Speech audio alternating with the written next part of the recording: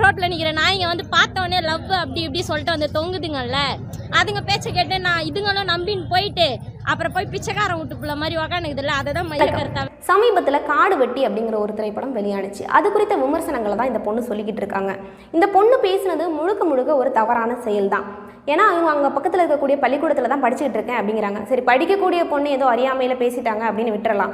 ஆனால் இது இன்றைக்கி இருக்கக்கூடிய இணையதளங்களில் வந்து என்ன பண்ணுறாங்க அப்படின்னா, அவங்கள வந்து உருவக்கேலி பண்ணுறது, அவங்களுடைய உடையை பற்றி பேசுகிறது, அவங்களுடைய ஆடையை பற்றி பேசுகிறது, அவங்களுடைய வர்க்கத்தை பற்றி பேசுகிறது, இந்த மாதிரி பேசுகிறாங்க. இவங்க பண்ணது எவ்வளோ தப்போ அதே மாதிரி இப்போ இவங்க பண்ணிக்கிட்டு இருக்காங்கல்ல, இதுவுமே ஒரு தவறான செயல் தான். இப்போ வந்து எதிர்காலத்தில் இந்த பொண்ணு வந்து மனநிலை மாறிடலாம், நம்ம பேசுனது தப்பு அப்படிங்கிற ஒரு மனநிலைக்கு புரிஞ்சு வந்துடலாம். ஆனால் ஒருவேளை வரல அப்படின்னா இன்றைக்கி வந்து கிருஷ்ணகிரி, தருமபுரி இந்த மாதிரியான இடங்கள்ல எல்லாம் வந்து ஆணவ கொலைகள் அதிகமாக நடந்துகிட்டு இருக்கு இல்லையா? இந்த மனநிலை தான் நாளைக்கு அந்த மாதிரியான விஷயங்கள் நடக்கிறதுக்கு தூண்டும் அப்படின்னு சொல்லலாம். பெத்தவங்க உங்களோட குழந்தைங்களுக்கு வந்து